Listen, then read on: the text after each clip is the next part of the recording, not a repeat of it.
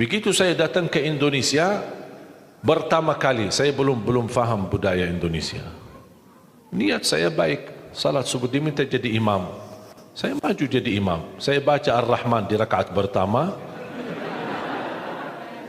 Saya baca Al-Waqi'ah di rakaat yang kedua. Awal-awalnya saya rasa saf masjid cukup banyak. Pas begitu salam saya lihat sisanya cuma satu saf. Wallahu alam ya Allah kemana perginya.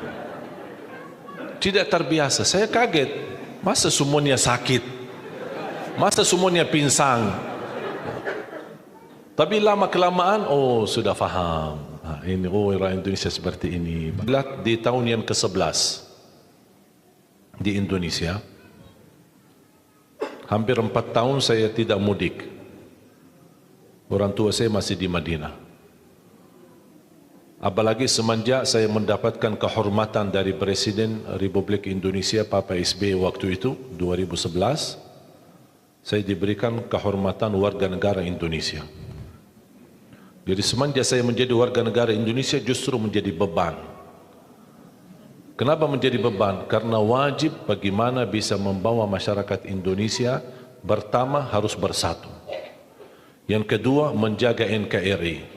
Yang ketiga, bagaimana kita bisa mewujudkan umat Islam penghafal Al-Quran. Apalagi membawa nama Indonesia. Jadi sebagai rakyat Indonesia wajib jaga nama baik Indonesia. Menjadi contoh baik. Orang Indonesia tidak suka ribet. Suka yang mudah. Termasuk amalan, ibadah, amalan, zikir, suka yang mudah. Makanya selalu saya berusaha dalam dakwaku selalu memberi yang mudah. Tidak mau yang susah-susah. Karena orang Indonesia tidak suka. Orang Indonesia sifatnya mau yang mudah. Mudah diingat, mudah dihafal, mudah diamalkan dan masuk surga. Itu sudah. Betul kan? Makanya ketika saya setiap Ramadan bawa adik-adik saya punya saudara 12. Timnas. Saya membawa adik saya, ada 5 adik kandung saya di Indonesia. Saya khususkan mereka untuk menjalani tugas mengajar Al-Quran. Karena dari 12 adik-adik saya ada alhamdulillah 10 penghafal Al-Quran. 30 juz bukan juz 30. Jadi saya sengaja mendatangkan mereka supaya apa? Ayo sama-sama memperjuangkan melahirkan mewujudkan insyaAllah sebanyak-banyaknya penghafal Al-Quran. Dan saya tugaskan mereka di bulan Ramadan jadi imam tarawih.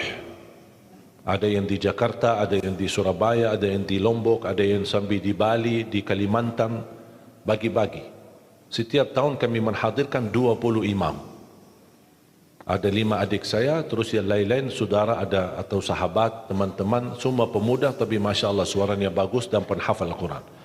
Tugas mereka bukan hanya tarawih, tapi juga tadarus Quran dan setiap masjid mereka pakai buat salat tarawih menggunakan aktivitas tahfidz supaya jamaah bisa memaksimalkan manfaatnya bulan Ramadan menjadi insyaAllah paling tidak bisa memperbaiki bacaan. Dan saya sampaikan kepada adik-adik saya, karena saya duluan di Indonesia, kalau kalian jadi imam tarawih jangan lama-lama. Kalau di Arab kan suka lama-lama kan? Saking lamanya orang Indonesia pas sujud tidur dalam keadaan sujud. Tidak terbiasa, tidak terbiasa. Makanya saya berpesan sama adik, tidak apa-apa pendek-pendek tapi salat yang tenang. Itu paling tidak. Rukun tumaknina itu wajib. Bukan wajib, bahkan rukun. Tumaknina dalam gerakan salat walaupun bacaannya pendek. Yang saya tidak terima 23 rakaat 7 menit itu bukan tarawih. Nah, ini masalah ini. Ini jangan sampai menjadi tradisi, jangan sampai menjadi budaya. Bahaya itu. Karena Islam tidak menerima salat seperti itu. Bahkan Islam menganggap itu bukan salat. Makanya jangan disia-siakan. Tak apa-apa 23 rakaat atau 11 rakaat. Tidak masalah. Jumlahnya menurut saya tidak menjadi masalah. Asal jangan ribut. Yang 11 menyesatkan yang 23, yang 23 menyesatkan yang 11, itu tidak boleh. Yang 11 benar, yang 23 benar. Karena sudah diijma' oleh ulama, salat malam paling sedikit 2 rakaat minimal.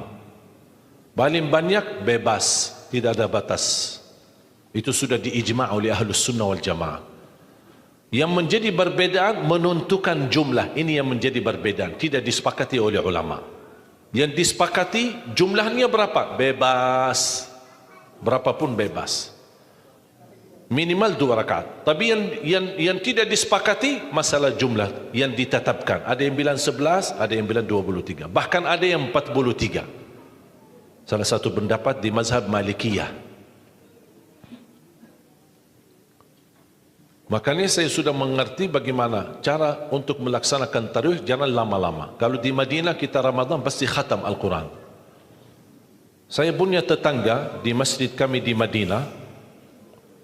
Masya Allah, istri beliau sudah tua dan beliau bisa hafal Al-Quran dari bacaan saya salat subuh.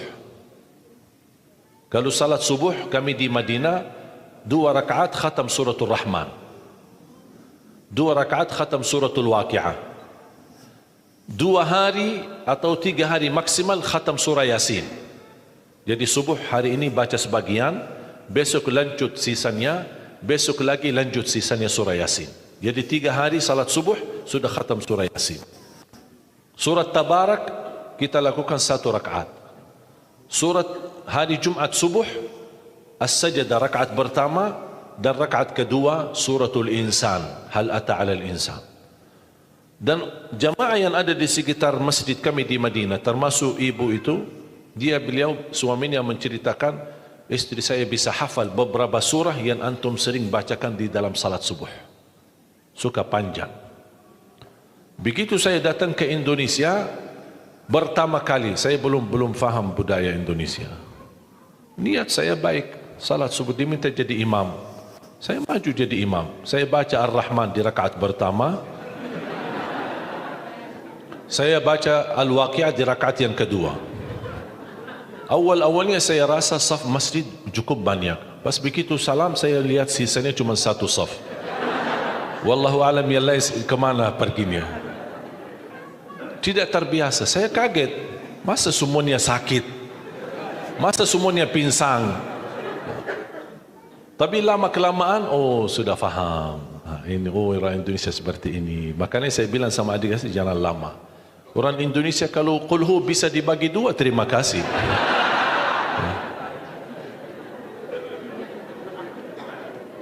Tapi yang saya senangi di Indonesia itu semangat. Semangatnya luar biasa. Makanya saya betah di Indonesia. Saya betah bahkan jatuh cinta Indonesia. Bahkan bangga menjadi rakyat Indonesia. Sampai kadang-kadang saya ke Arab menggunakan paspor Indonesia, tidak pakai lagi paspor Arab. Saya ke bandara, antri kan imigrasi kan, saya ikut jalur orang Indonesia. Sama jemaah ada rombongan, datang petugas imigrasi, ngapain kamu di sini? Sana kamu di sana sama orang Arab, sama orang Arab. Saya ikutin, saya pergi ke sana sama orang Arab sampai bertemu dengan kaunter imigrasi, diambil paspor, lihat, kok orang Indonesia, ngapain kamu di sini? Pak, ya kok serba salah, yang tadi suruh ke sini, bapak di sini, kenapa kamu di sini? Jadi gimana ini? Pas dilihat, baca namanya Arab, terus ini gimana ini? Tanya, kok paspor Arab ya? Kamu dari mana? Saya dari Indonesia. Yang benar dari mana? Dari Indonesia. Masa dari Indonesia mancung?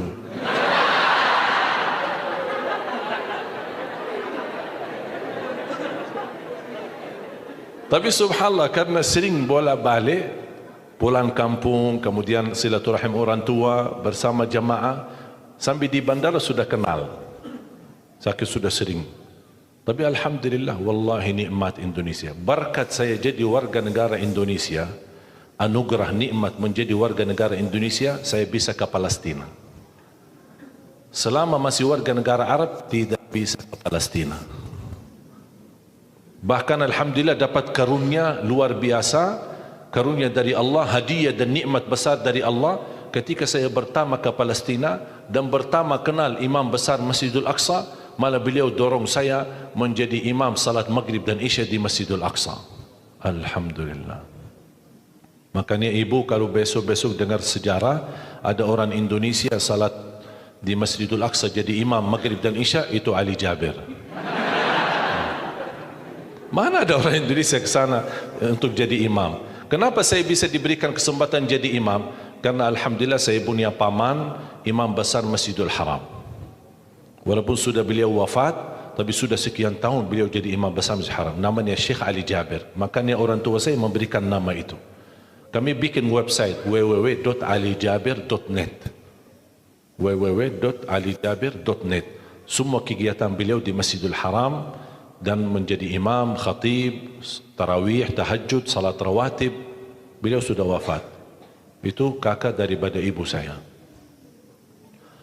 Makanya ketika saya bertemu dengan guru paman saya alhamdulillah berkesempatan belajar sama beliau, dan beliau memberikan gelar Ali Jabir As-Saghir, Ali Jabir Junior, karena beliau yang sudah imam besar Masjidil Haram, Ali Jabir Senior. Dari situlah saya mendapatkan nama Syekh Ali Jabir semenjak saya menghafal Al-Quran. Tidak berduri nama, karena nama itu tidak terlalu berharga. Yang penting apa yang kita lakukan. Inna Allah la yanzuru ila a'malikum, la yanzuru ila suwarikum, wala ila ajsamikum, wala ila amwalikum.